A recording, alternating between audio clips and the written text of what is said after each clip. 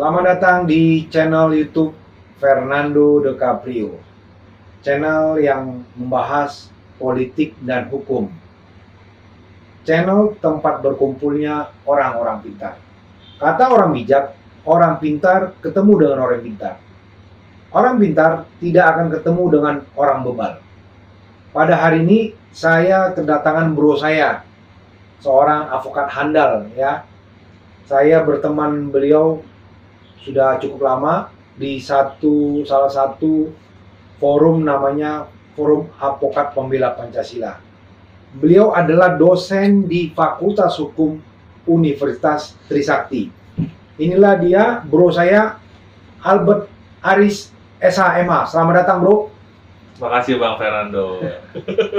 Udah lama nggak ketemu nih Bang. Sudah lama. Kita waktu itu terakhir waktu ke Mabespori ya, kita berangkat ya. Mabespori ya, iya. Waktu, apa itu Bang? Saya lupa tuh Bang. Kita memberikan dukungan kepada Polri dan TNI pada saat itu. Iya, betul. Untuk berani menegakkan hukum. Iya, siap. Kan begitu. Nah, ini bro saya ini luar biasa. Dia banyak memberikan masukan-masukan mengenai penegakan hukum, khususnya mengenai masalah tindak pidana ya, karena kalau bro ini membuat satu tulisan itu tulisannya udah masuk di Kompas ya bro ya. Terima kasih Bang. Luar biasa nih bro nih, kan gitu. Saya mengundang beliau karena beliau tuh dosen di Fakultas Hukum Trisakti ya, tempat alma mater saya juga. Bro, gue mau menggali dari lo nih terkait banyaknya berseliweran ya. Bagaimana misalnya satu tindak pidana itu bisa diklasifikasikan penipu, penggelapan, atau wan prestasi ya. Gue mau tahu seperti apa sih, apa yang dimaksud dengan tindak pidana penipuan. Kalau orang tidak bayar hutang, apakah itu masuk unsur? Gua mau gali dari lu, mungkin banyak orang-orang di luar sana tidak mengerti, ya, terutama yang tidak kuliah hukum ya. Sedangkan orang kuliah hukum belum tentu ngerti, ya kan? Gua mau gali dari lu, gua minta lu jelaskan ke penonton channel YouTube Fernando De Caprio. Silakan bro. Terima kasih Bang. Yang ngomong-ngomong soal ini ya, penipuan ya. Iya. Jadi kan penipuan itu memang yang menjadi bahasa atau istilah masyarakat. Misalkan, waduh saya ditipu nih. Itu belum tentu memenuhi unsur dari tindak pidana penipuan sebagaimana dimaksud pasal 378 Kitab Undang-Undang Pidana. Oke. Bisa jadi dia hanya wan prestasi. Maksudnya debiturnya yang wan prestasi Bang ya.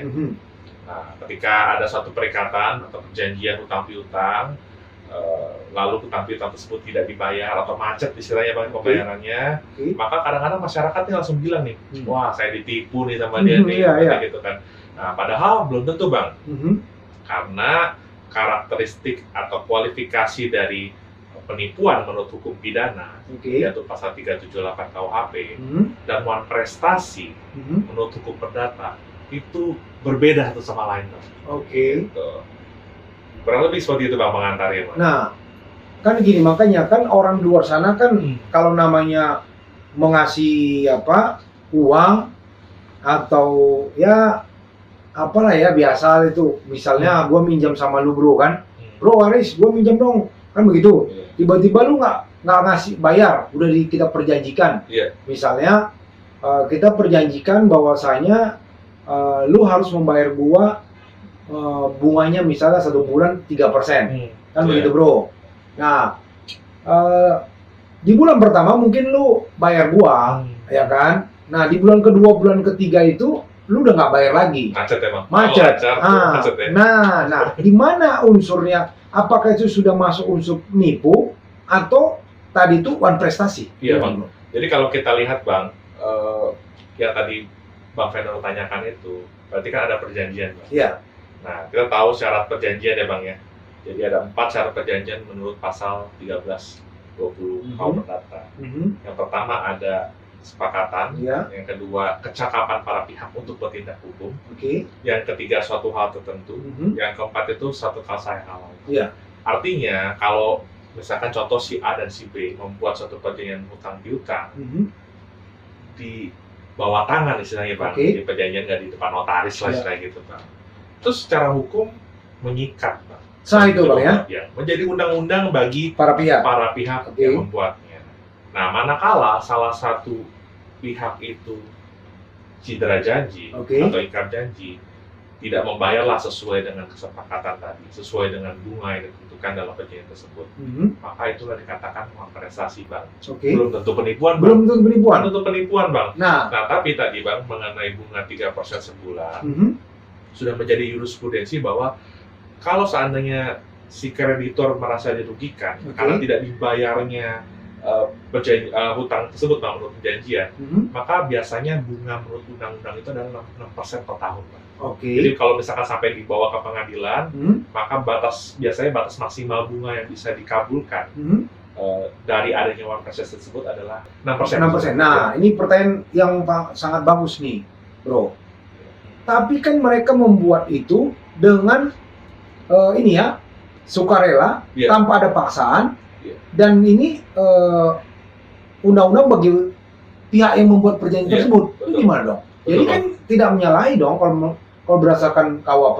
Iya. Jadi gini Bang, kalau perjanjian itu yang dibuat tadi, misalnya hutang piutang, itu memang sah Bang.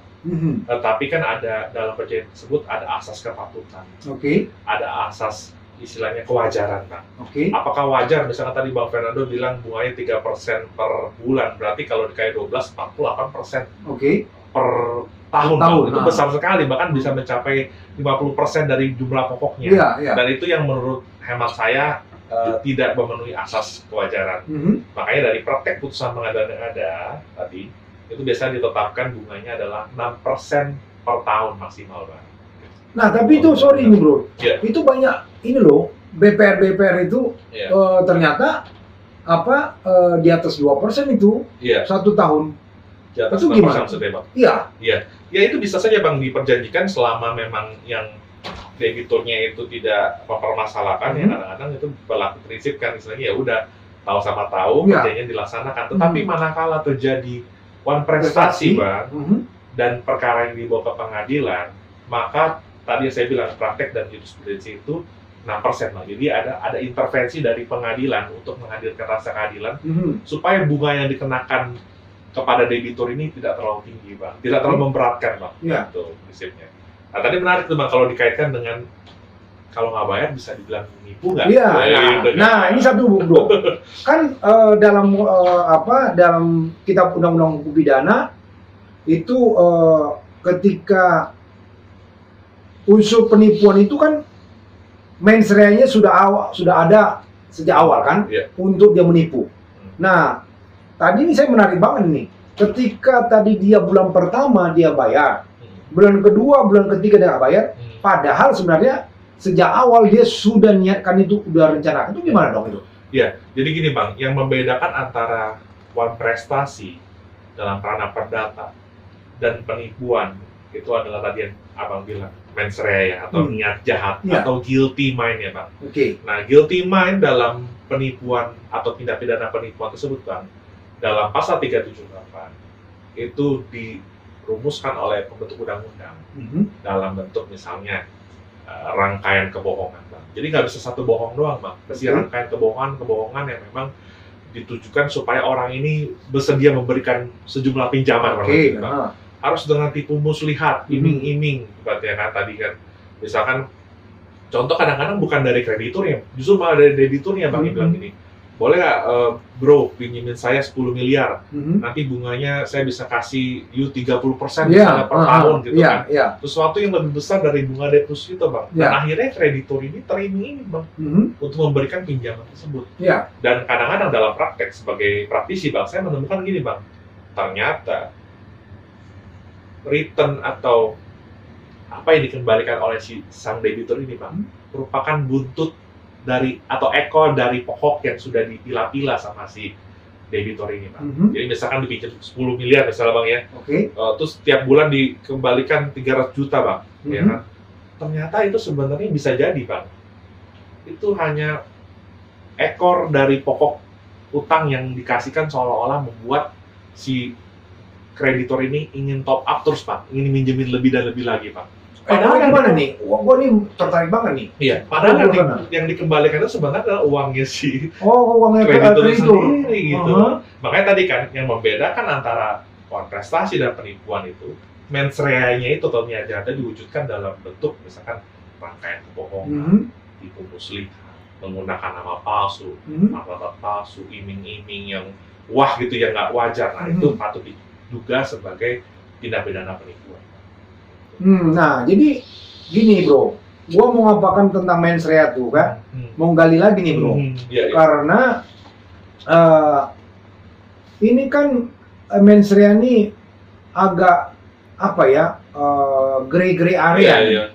Sesuatu yang betul abstrak ya. Abstrak, ya kan? Niat jahat itu kata orang hanya Tuhan dan dirinya sendiri tahu. Nah kan jadi seperti apa kata bro? Karena kan itu tadi tuh dia mungkin bulan pertama dia bayar baik-baik, ya kan?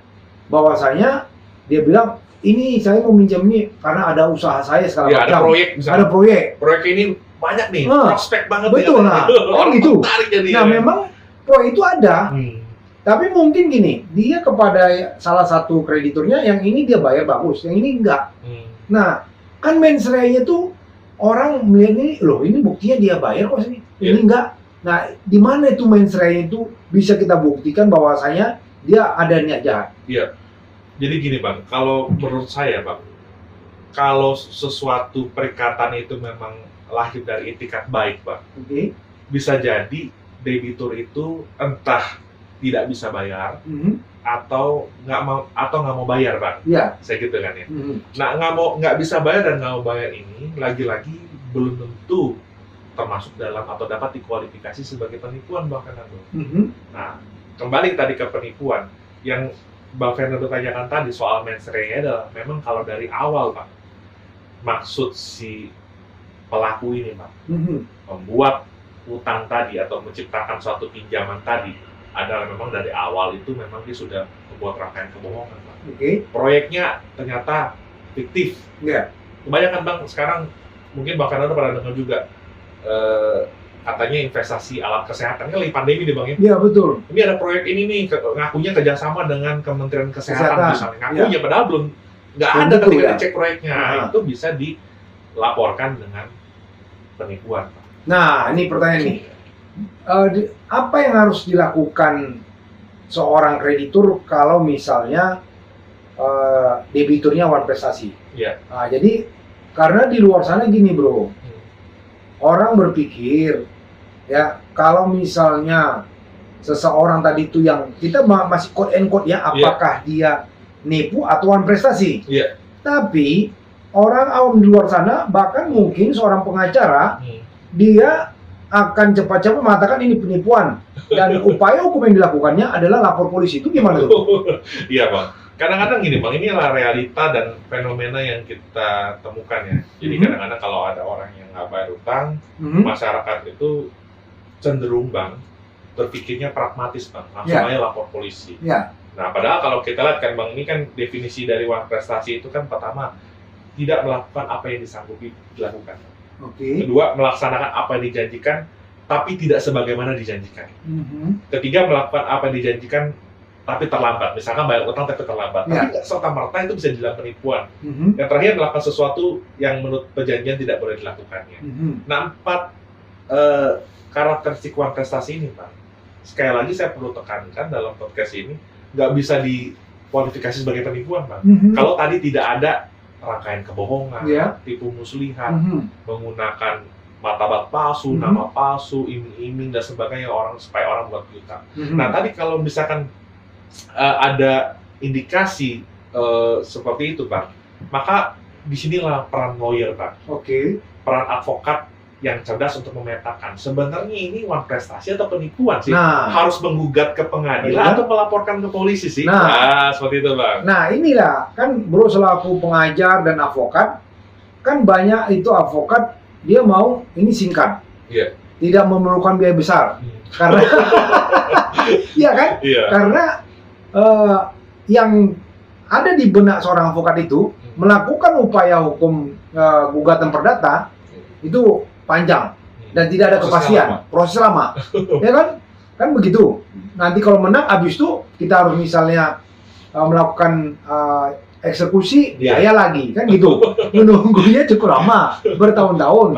Nah, jadi ini gua mau gali dari lu, bro. Sebenarnya gimana kan supaya avokat itu harus bijak lah, ya. Nah, yang kebanyakan dilakukan mereka itu adalah ketika dia menganggap ini ada penipuan atau gini. Sebenarnya uang prestasi dia tahu, ya kan? Tapi dia nggak mau melakukan gugatan perdata. Jangan pintas saja. Jangan pintas saja. Kalau polisi pidana itu gimana pendapat lo, bro? Ya itu sebenarnya pilihan ya bang. Kalau ada kondisi seperti ini sebenarnya pilihannya adalah bisa gugat uang prestasi, bisa lapor ke polisi tadi penipuan atau penggelapan. Meskipun saya kurang setuju bang, karena ini lagi-lagi bisa saya sebut mengganggu equilibrium dari sistem peradilan ya bang. Ya kan? Ketiga bisa juga lewat upaya kepailitan atau PKPU kan bang. Nah, gitu. Nah, artinya memang sejak dari awal lawyer itu harus mengedukasi kliennya bang, bahwa perkara seperti ini, misalkan murni di bank penjaga hutang piutang misalnya, yang tidak bisa dibayar itu adalah melawan prestasi, bukan penipuan bang. Kalau seandainya masyarakat atau melalui kuasanya melaporkan hal ini bang dengan pasal 372 tentang penggelapan atau 378, ya mungkin pihak yang berwajib akan menerima laporan tersebut ya.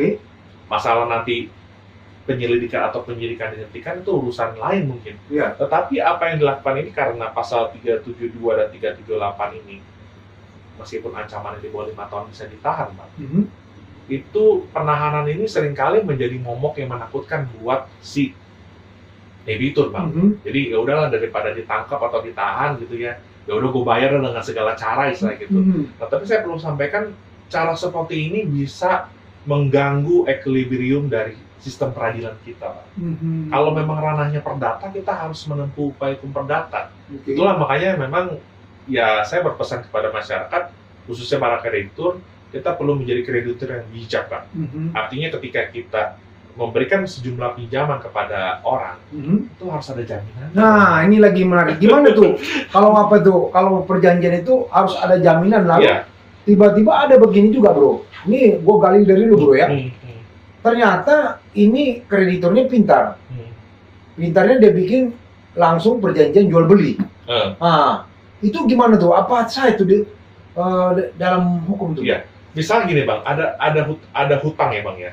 Lalu si debitur ini punya aset nih berupa tanah lah misalkan.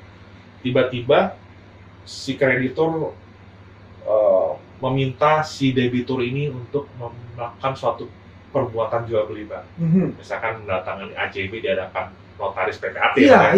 Nah hal tersebut bang saya perlu sampaikan sudah ada beberapa putusan pengadilan yang menjadi jurisprudensi bahwa jual beli itu bisa dikatakan jual beli pro forma yang dapat dibatalkan di pengadilan bang. Akhirnya si kreditor itu yang rugi sendiri kalau debiturnya ngerti hukum bang. Karena itu jual beli yang dilakukan secara pro forma atau pura-pura bang. Padahal kan istilahnya meskipun itu dibuat di hadapan notaris atau PPAT, ternyata isinya itu bukan jual beli bang, melainkan kompensasi utang bang. Betul. Yang bisa dipermasalahkan oleh debitur di kemudian hari. Bang. Nah itu kalau begitu apakah pihak dari notaris bisa dipidana begitu? Bukan dipidana mungkin bang, artinya gini, bisa saja dipidana misalkan kalau seandainya ada tindak pidana yang dilakukan oleh si kreditur, yaitu pasal 266 bang, menyuruh memasukkan keterangan palsu dalam akta otentik. Jadi pun kalau memang notarisnya atau PPAT-nya tahu ya bang ya, bahwa memang ini sebenarnya jual beli yang pro forma, istilahnya hanya istilahnya dilakukan secara pura-pura aja dan pas tuh soal jual beli padahal bukan jual beli bang. Nah itu bisa saja bang dilaporkan dengan pasal 266 tentang menyuruh memasukkan keterangan palsu dalam akta otentik bang. Jadi ini cukup riskan buat notaris meskipun notaris atau PPAT belum tentu bersalah bang. Betul. Karena memang prinsipnya gini bang, notaris atau PPAT itu memang tidak diwajibkan menyelidiki kebenaran material bang tentang transaksi yang sedang dilakukan oleh para pihak. Ya itu kan notaris atau PPAT hanya menuliskan atau menuangkan apa yang jadi keinginan para pihak. Gitu. Tapi kalau udah sekongkol atau sama tahu itu lain lagi ceritanya, itu perlu dibuktikan lagi. Nah tapi saya concernnya adalah penting ada jaminan. Ya, itu gimana? Sebagai kreditur yang bijak, kalau kita mau minjemin uang ke debitur, kita harus pastikan bahwa dia punya jaminan khusus Bang yang bisa diserahkan kepada kita. Lalu kita bebankan dengan hak tanggungan Bang. Bukan hanya dengan menyerahkan sertifikat tanah. Misalkan saya pinjam duit sama Bang Fernando di bank, terus saya serahkan sertifikat fisik. Bang, pegang ya Bang sertifikatnya Bang. Saya pinjam 10 miliar dari Abang ya, nggak begitu Bang. Tapi sertifikat hak milik atau hak GBI ini misalnya Bang, harus dibebani dengan satu jaminan sifat asesor Bang. Yaitu hak tanggungan. Jadi kalau suatu hari saya cedera janji Bang, atau nggak bisa bayar sesuai dengan perjanjian, Bang Fernando bisa melakukan lelang Bang. Dan hak tanggungan ini Bang, kekuatannya seperti putusan pengadilan yang berkekuatan hukum tetap Bang. Wow, baru dengar nih. Nah, itu bagaimana prosedur itu Bro? Nah, sederhananya seperti bank aja Bang. Kalau kita pinjam uang sama bank, bahkan bank akan nanya, you punya jaminan apa? Oke, saya punya jaminan tanah atau rumah di daerah tertentu misalkan. Misalnya di daerah Jakarta Selatan misalnya. Bank akan appraise Bang, bank akan lihat dulu, survei dulu Bang. Apakah jaminan ini, biasanya karena ada pandangan gini Bang, karena bank itu menjalankan hati-hatian, bank akan memastikan bahwa jaminan yang diberikan oleh si debitor biasanya lebih besar daripada jumlah utang. Betul. Tujuannya apa Bang? Supaya kalau debitur ini nggak bisa bayar satu hari, bank ini akan mengeksekusi dengan cara melelang tadi Bang. Nah sebenarnya prinsip yang bisa dilakukan oleh masyarakat pada umumnya sama Bang. Jadi ketika ada orang yang meminjam uang kepada dia atau berhutang kepada dia, tanya dulu ada jaminan nggak? Kalau dia jaminannya berupa mobil ya kita fidusiakan Bang. Kalau jaminannya berupa tanah ya kita bebani dengan hak tanggungan Bang. Itu hak tanggungan di apa ke notaris maksudnya? Betul Bang, harus dibikin akta pengakuan hutang, terus juga dengan akta pembebanan hak tanggungan APKT di atas jaminan tersebut Bang. Nah ini kalau Bang Fernando kan kurator pasti paham juga. Ini disebut juga Bang secure creditor. Creditor aman ini Bang.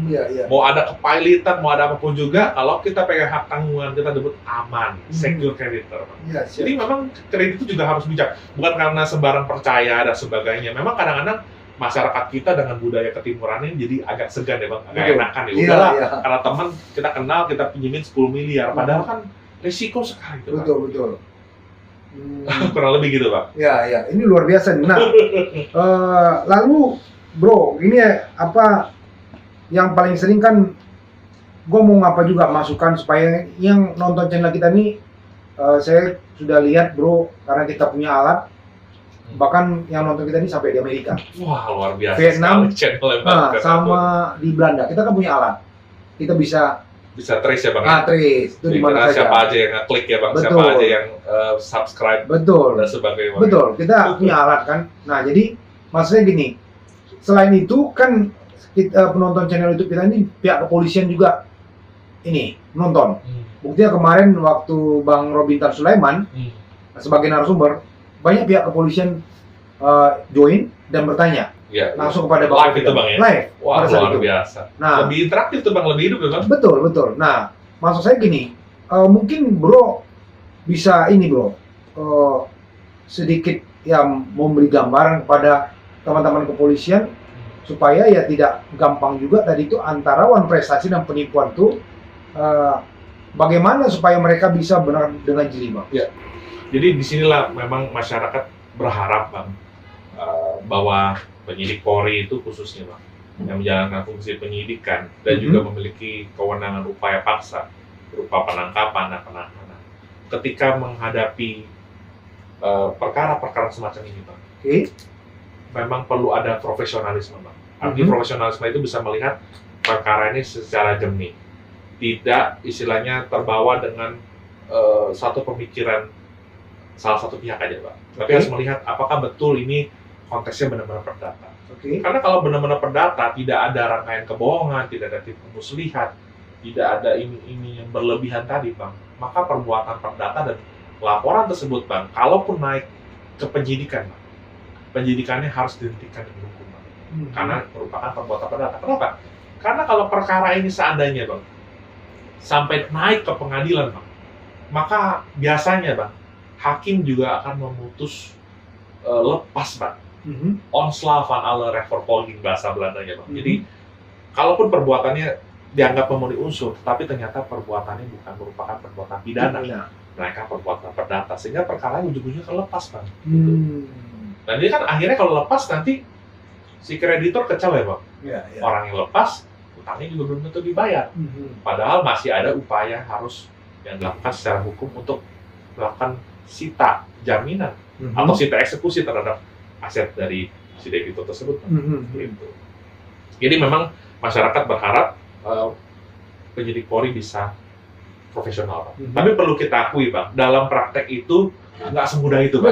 Karena kasus itu unik dan bervariasi, ada bumbu-bumbunya, ada variabel-variabelnya, ada hal-hal yang bisa menyebabkan kita berada di gray area, apakah ini pidana atau perdata. Nah, masalahnya gini, Bro, kalau misalnya yang datang Bro Aris itu mungkin ke kepolisian, oh ini dosen ahli hukum pidana nih, gua nggak main-main, kan gitu. Ya kan? Ini abang dari terlapor, ya kan? Ketika dilaporkan, Bu Aris maju, Bu Aris memaparkan segala macam, ya kan? Karena paham, ditolak. Oke? Nah, gimana kalau misalnya yang datang tuh pengacaranya nggak ngerti, cuman model main mata, main apa segala macam, dia terima, itu gimana, Bro? Ya jadi gini, Bang, memang kan ada mekanisme gelar perkara, Bang, ya, untuk menentukan suatu perkara apakah dari lidik naik ke sidik, apakah seseorang harus ditetapkan sebagai tersangka. Dan saat ini Polri sudah membuka para pihak partisipasi untuk menyampaikan pandangannya, Bang. Termasuk untuk menghadirkan ahli.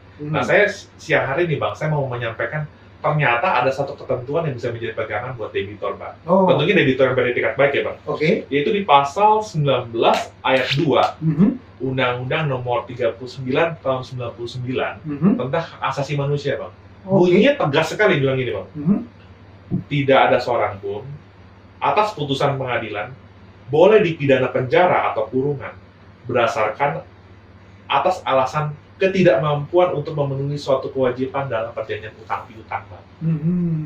Jadi kalau orang nggak mampu, Bang, membayar atau dia nggak mau sekalipun membayar hutangnya, Bang, itu jelas merupakan perbuatan perdata, Bang. Kecuali tadi yang Bang Fernando bilang, ada kesengajaan, ada niat jahat dari awal dengan rangkaian kebohongan, ada proyek ini, ada investasi ini bisa untung dan sebagainya, dengan martabat palsu, ini palsu dan sebagainya, sehingga membuat orang tergerak untuk memberikan piutang, itu baru penipuan. Itu nanti jadi ini, Bro, dibuat orang tuh yang Bro bilang itu tadi itu, jadi alatnya. Ini berdasarkan pasal berapa tadi, Bro? 19 ayat 2 Undang-Undang HAM, Bang. Wah, nanti dibikin, Bro, nanti Bro dicari-cari tuh. Ya, gimana tuh, Bang? Berdasarkan narasumber dari podcast Fernando DiCaprio, Ahmad Haris, ya kan, bahwasanya pasal 19 ayat 2 Undang-Undang HAM, kalau orang memang tidak mampu bayar, itu tidak bisa dipidana. Itu gimana nanti? Ini jadi... Ya, memang ini udah konsekuensi hukumnya. Artinya, Bang, sekali lagi, masyarakat juga harus menjadi kreditur yang bijak dan cerdas, Bang. Kita nggak sembarangan memberikan pinjaman kepada orang yang memang nggak bisa dipercaya, Bang. Meskipun berlaku ketentuan 1131 Kitab Undang-Undang Perdata, Bang. Artinya gini, 1131 KUH Perdata itu mengatur segala kebendaan, segala miliknya, segala bandanya si debitur itu menjadi jaminan perusahaan hutang. Tapi ini nggak bisa ditagih dengan cara-cara melawan hukum, Bang. Nggak bisa ditagih dengan cara hakim sendiri. Ada upaya hukum tersedia, yaitu misalkan mengajukan gugatan perdata atau PKPU atau kepailitan permohonan itu, gitu ya. Jadi memang ada mekanisme hukum yang disediakan undang-undang dan kita harus lestarikan ini, Bang.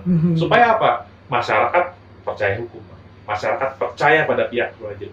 Masyarakat percaya pada sistem hukum yang berlaku di negara ini. Termasuk juga investor percaya, Bang, bahwa ketika mereka menanamkan modalnya dalam Indonesia atau di negara kita ini, Bang, mereka percaya sistem ini berjalan loh. Kalau dia kasih pinjam uang kepada pengusaha lokal, ada mekanisme tertentu untuk mendapatkan kembali apa yang jadi haknya. Gitu, Bang. Ya, nggak salah sih, silakan tempuh lapor proses pidana dan sebagainya. Tapi apakah itu terbukti? Apakah itu sesuai hukum? Karena begini, Bang, kalau debitur yang dilaporkan, meskipun debiturnya benar-benar beretikat baik, Bang, dilaporkan ke pihak yang berwajib dan dia ditahan, Bang. Biasanya kadang-kadang mental sudah down juga. Artinya dengan segala daya upaya dia akan membayar, terus pinjam sana sini. Iya. Dan itu kurang baik Bang buat sistem peradilan.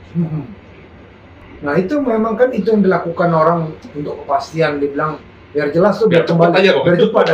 Kan itu yang terjadi. Iya, tapi itu nggak boleh Bang, karena itu bisa merusak sistem peradilan kita Bang. Jangan biarkan itu terjadi, karena saya tahu Bang Fernando advokat yang punya integritas dan prakteknya dengan cara-cara yang officium nobile Bang. Siap. Saya juga percaya bahwa ketika ada klien datang, Bang Fernando akan menyampaikan hal yang sama seperti saya sampaikan. Bahwa ini sebenarnya prestasi loh. Upaya yang bisa ditempuh adalah gugatan perdata. Kecuali kalau tadi ada rangkaian kebohongan, pemuslihan dan sebagainya. Ada mens rea, memang niatnya dulu jahat dari awal membuat hutang yang fiktif tadi dengan proyek fiktif tadi untuk supaya dapat keuntungan dari cek itu. Itu baru boleh dilaporkan. Atau dia misalkan dia bayar dengan cek kosong misalnya Bang, itu bisa dilaporkan. Nah, ini pertanyaan nih Bro. Kalau misalnya orang ini membayar utang dengan cek, apakah itu bisa dipidana Bro? Tapi dananya tidak ada dalam cek itu. Iya. Jadi gini Bang, nanti ingetin saya ada trik-trik yang sekali digunakan oleh debitur yang nakal Bang. Nanti kalau ingatkan saya Bang. Pertama begini.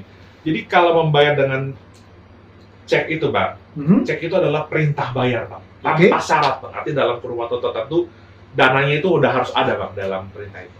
Nah dulu sejarahnya Bang, kenapa orang bayar dengan cek dulu belum ada m-banking, belum ada e-banking Bang ya. Dulu orang masih ada pakai cek, orang repot Bang, bawa uang koper transaksi gitu kan. Resiko dirampok lah, resiko hilang misalnya. Akhirnya perbankan itu menciptakan sistem cek. Bahkan sampai hari ini masih digunakan Bang. Meskipun kemajuan teknologi transfer bank itu sudah ada. Bahkan sekarang ada cryptocurrency dan sebagainya, Bitcoin dan sebagainya. Tapi cek itu masih lazim digunakan Bang. Kadang-kadang orang nitip cek sebagai bukti kepercayaan nih. Nih, saya tukar cek ya.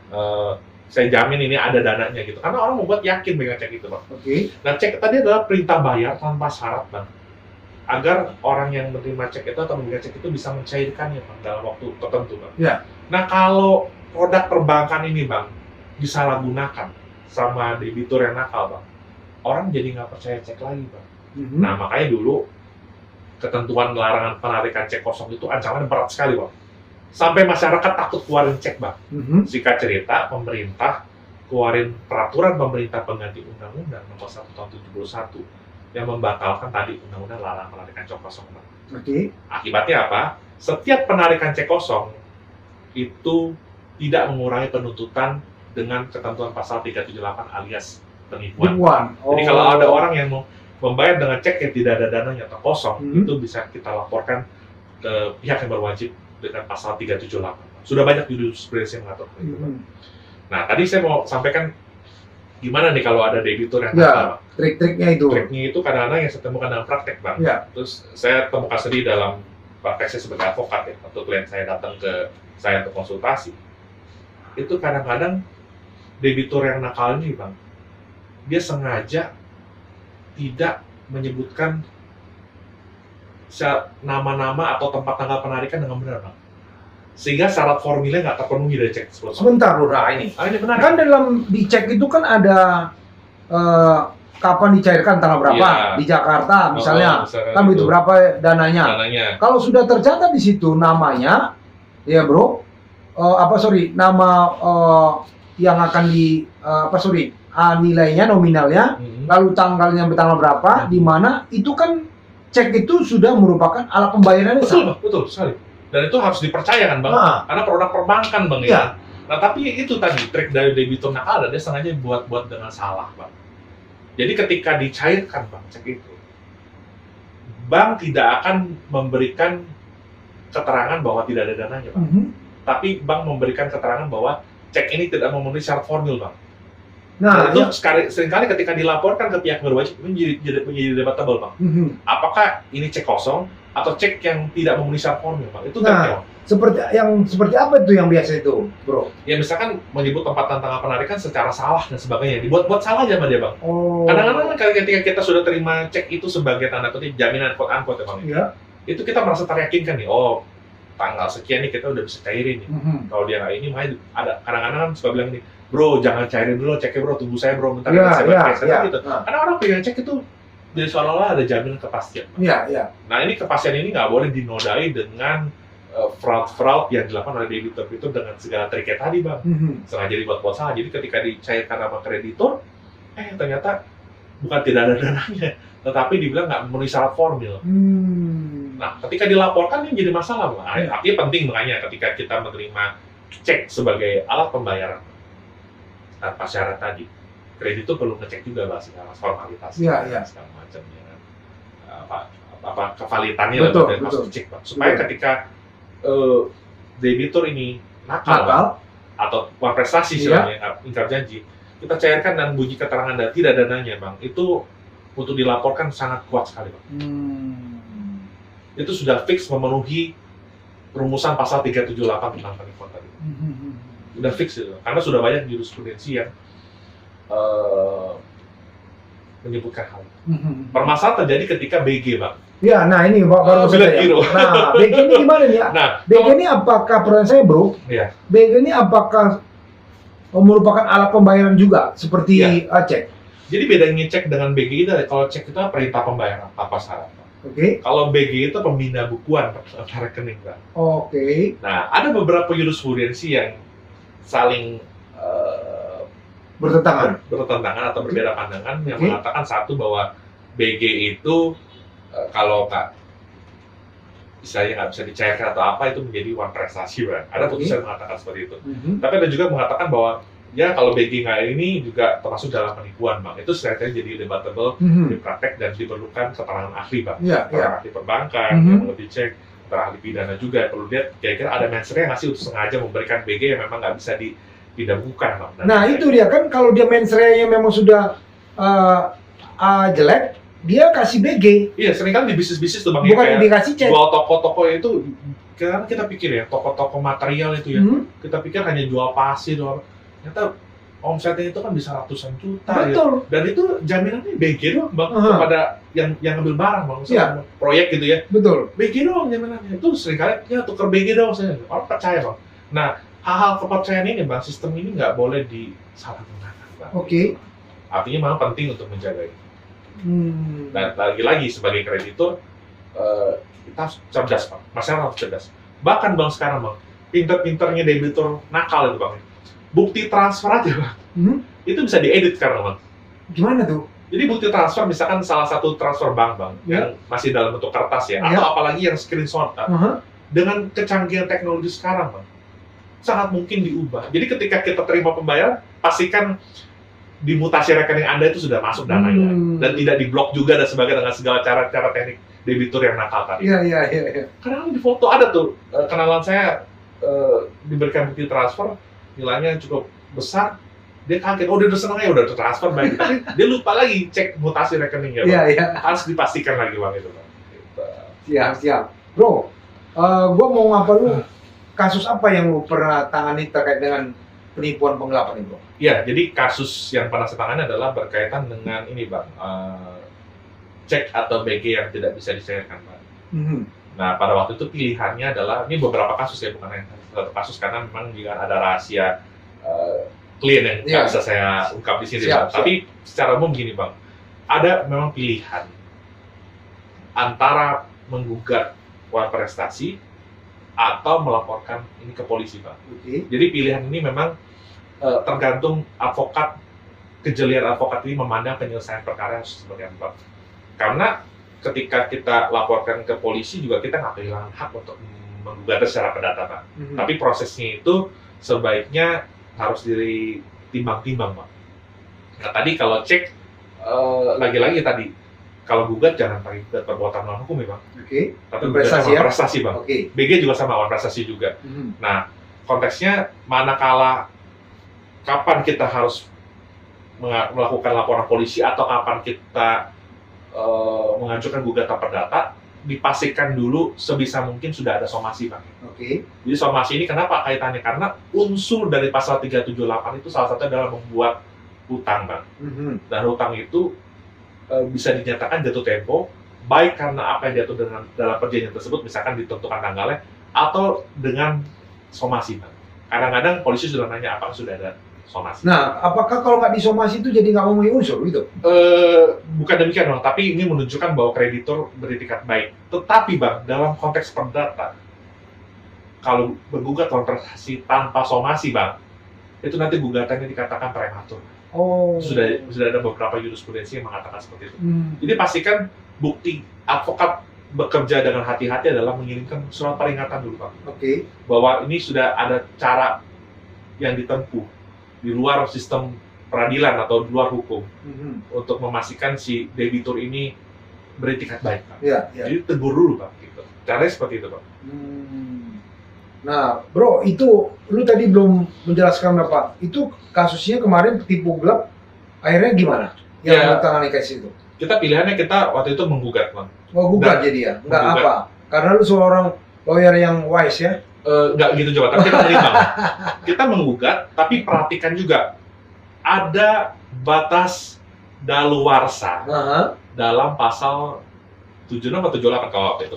Antara itu 76 atau 78 KUHP saya untuk melaporkan ke polisi. Iya. Jadi kalau perkara udah berlarut-larut, memang ini debitur nakal, dilawan terus perkara perdata kita, Bang, itu kita mereservir atau mencadangkan hak dari klien kita untuk melaporkan ke polisi. Tapi ingat, Bang, perhatikan tanggal daluarsanya. Nah, kalau daluarsa itu kan di 76 ya. KUHP itu kan kalau dia ancamannya di atas 78 ya, Bang? 78, jadi kalau untuk hak menuntut hukuman gugur ini daluarsa ya. Iya. Kalau untuk yang kejahatan yang lebih dari 3 tahun itu 6 tahun, Bang. 6 tahun. Ya, itu di ayat B-nya itu 78B-nya itu. Kalau di atas pastikan tuh sebelum 6 tahun kalau 12 tahun ya. Kalau di atas 5 tahun kalau nggak salah 12 tahun. Betul, ya? Bang. Jadi kalau untuk lebih dari 3 tahun itu sesudah 12 tahun. 12 tahun ya. Kalau nggak lebih dari 3 tahun itu 6 tahun, Bang. Jadi sebelum 12 tahun tepatnya, Pak. Iya, iya. Saya koreksi ya. Jadi. Nah, jadi kan artinya kalau ini kan terkait laporan pidana. Iya. Tapi kalau perdata kan dia ya memang ada batas waktu, Bang. Cuma sekarang yang saya dengar pengadilan negeri itu istilahnya sudah lebih tertib, Bang. Jadi, sebisa mungkin ya perkara tuh jangan sampai lebih dari 6 bulan, kecuali kalau pihaknya banyak, Bang. Gitu kan. Yang kebiasaannya saya lihat seperti itu sih polanya sih. Apalagi sekarang udah ada e-court kan, Bang, di pengadilan negeri. Iya, iya. Gitu. Kalau untuk perkara perdata.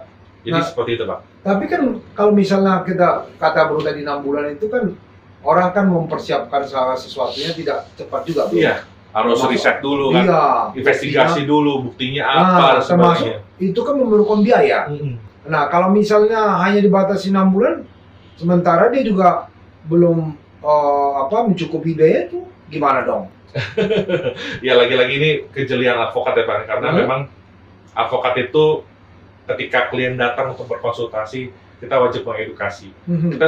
Kita kan advokat itu bekerja berdasarkan undang-undang, Bang. Betul. Bekerja berdasarkan kode etik. Kita juga bekerja berdasarkan bukti, Bang. Jadi bukan hanya klien ngomong ada buktinya, Pak, ada buktinya, tapi mana dulu buktinya? Karena kita nggak mungkin berbicara tanpa bukti. Ada asasnya kan, Bang? Betul. Kalau kita mau mendalilkan sesuatu, kita harus membuktikan. Aktori, inkubit, probasio. Siapa mendalilkan sesuatu, dia wajib membuktikan, ya. Ya. Kurang lebih seperti itu, Bang. Jadi harus matang dulu sebelum legal action, Bang. Mau pidana atau perdata itu silakan, tapi harus matang preparasinya, Bang. Siap. Nih luar biasa nih guru gua nih. Gua nih dia seorang dosen hukum pidana ya. Jadi saya senang menggali dari beliau ya. Karena saya sih pidana tapi lebih saya di tata negara. Tata negara, Bang, ya? Ya, saya dosen tata negara. Jadi saya ini banyak masukan dari beliau ya. Jadi seorang advokat muda yang humble ya. Jadi banyak memberikan masukan-masukan. Bro, kita sih dibatasin sama produser. Iya. Ya.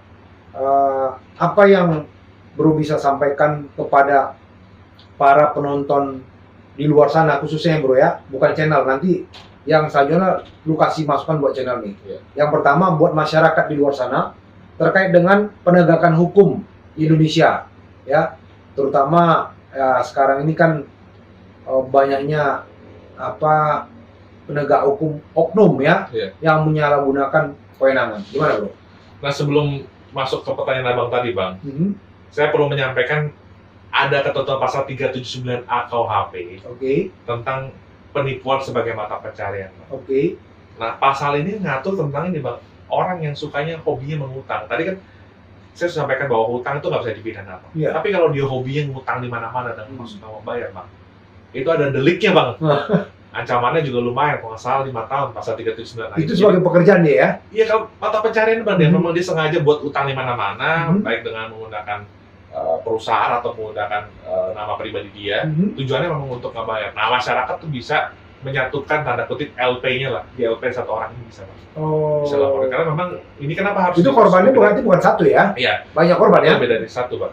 Nah, kenapa harus di LP-kan atau di proses pidana supaya orang ini juga tidak memangsa korban-korban lainnya, Bang, gitu ya.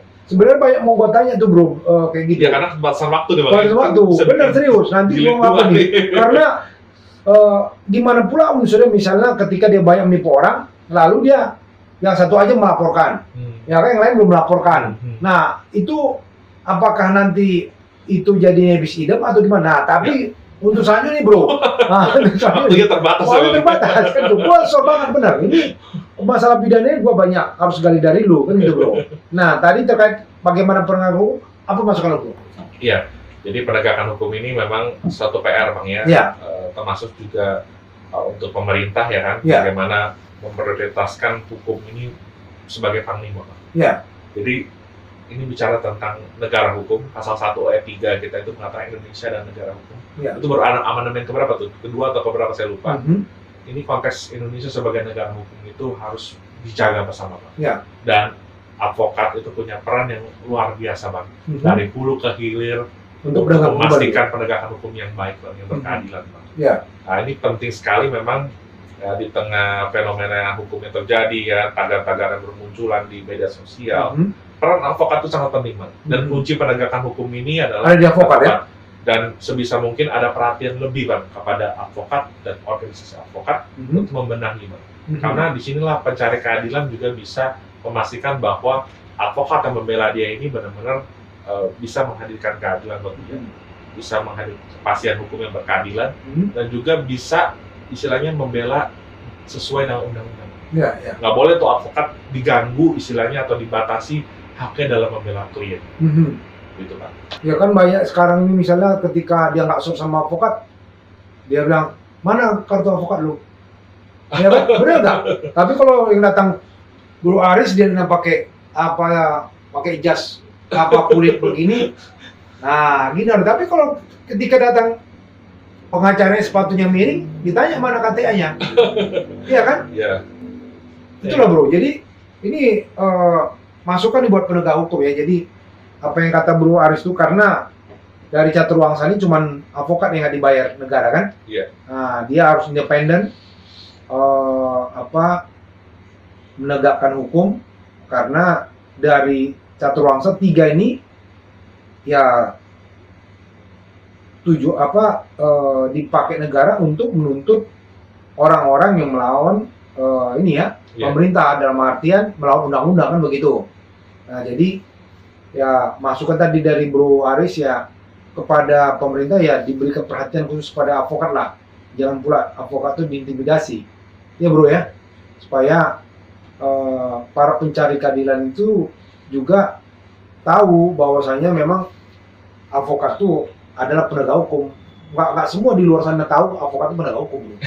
Iya kan? Ya, misalkan dalam praktek kan kadang-kadang ya mungkin jarang sekali kalau di jaksa penuntut umum ditanya mana surat tugasnya gitu. Iya. Tapi advokat pasti ditanya mana kartu tanda advokatnya mana, KTA-nya, berita acara sumpahnya di mana gitu kan. Ini kan nggak fair ya? Ya itu memang pelan-pelan sih Bang, PR bersama bukan hanya pemerintah tapi juga organisasi advokat saat ini untuk terus membangun kewibawaan advokat, Bang. Karena advokat yang berwibawa itu adalah salah satu kunci sukses dari pembangunan negara hukum. Betul. Nah, ini yang tadi itu. Jadi kalau kita dikatakan Rekstag tuh negara hukum, ya harusnya equal.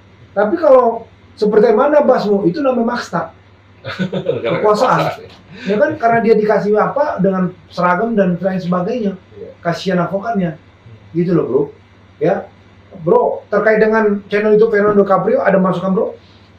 Atau kepada para penonton channel itu Fernando DiCaprio, klik and subscribe Fernando DiCaprio channel. Tapi terima kasih Bang, saya mengucapkan terima kasih. Saya diundang oleh Bang Fernando ini, tujuan kita cuma satu Bang, kita ngobrol di Tovan ya Bang, mengedukasi masyarakat Bang. Betul. Dan bagian kita teriak di media sosial ini Bang adalah bagian membangun negara hukum juga. Betul. Karena orang saat ini mungkin sudah jarang membaca, sudah jarang lihat literatur, mungkin dengannya podcast, YouTube dan sebagainya kan. Hal seperti ini yang bisa kita bagikan Bang. Bagaimana berpraktek dengan benar, bagaimana memastikan sistem paradigma itu bisa berjalan sebagaimana mestinya. Dan juga yang pasti tadi adalah masyarakat ini nggak antipati Bang dengan penegakan hukum. Kita perlu Bang, karena nanti kalau masyarakat antipati dengan penegakan hukum akan terjadi fenomena disebut dengan lawlessness Bang. Artinya misalnya ketemu seorang penjahat Bang di jalannya, itu yang masyarakat lakukan bukan menyerahkan kepada pihak berwajib, tapi langsung dihakimi. Benar-benar. Atau rating Bang. Hal-hal seperti itu fenomena yang kita lihat di masyarakat di jalanan. Tapi kita nggak mau juga itu terjadi dalam skala yang lebih besar Bang. Nah artinya memang bangunan rumah dari negara hukum ini Bang harus kita jaga. Salah satunya adalah melalui peran advokat sebagai penegak hukum yang bisa dipercaya. Siap ya. Jadi luar biasa bro nih. Soalnya banyak mau saya gali, cuman produser membatasin ya. Nanti gua akan undang bro lagi untuk yang lainnya. Itu lagi juga terkait dengan tadi itu lawless itu tadi ya. Lawlessness itu ya. Itu kan udah ada mindset orang nggak percaya kepada hukum kan begitu, sehingga apa, orang maling digebuk-gebukin mati kan gitu, karena dipikir kalau nanti apa bisa lepas dia. Nanti gua gali lagi dari bro-nya. Jadi di akhir sesi saya membagikan quote ya sesuai dengan apa yang disampaikan oleh narsum saya ini terkait dengan tipu gelap, mens rea ya, terkait dengan uang ya, supaya hati-hati lebih jeli. Dia bilang begini, jika kamu memberikan uang saku kepada orang lain, mereka juga akan memberimu peluang. Nah, jadi hati-hati juga, ini maksudnya sini hati-hati ketika Anda mau memberikan sesuatu atau dijanjikan sesuatu untuk memberikan uang, pinjaman dan lain sebagainya. Lihat dulu apakah tujuan itu baik atau tidak. Seperti tadi kata bro saya, lihat apa mens rea dia. Apa memang hanya mau nipu, memang untuk usaha dia, apa tidak. Ya, itu aja yang bisa saya sampaikan bro. Thank you Brad, sudah datang ke channel Fernando Caprio. Nggak bosan-bosan gue bilang, gue mau lu lagi berkenan hadir di sini bro ya, di lain sesi. Setelah beberapa, apalagi gue undang lu ya. Jadi kalau ada yang mau bro Albert Aris lagi sebagai narasumber, tulis di kolom komen ya, Bro Aris ya. Dan mau membutuhkan jasa hukum beliau juga.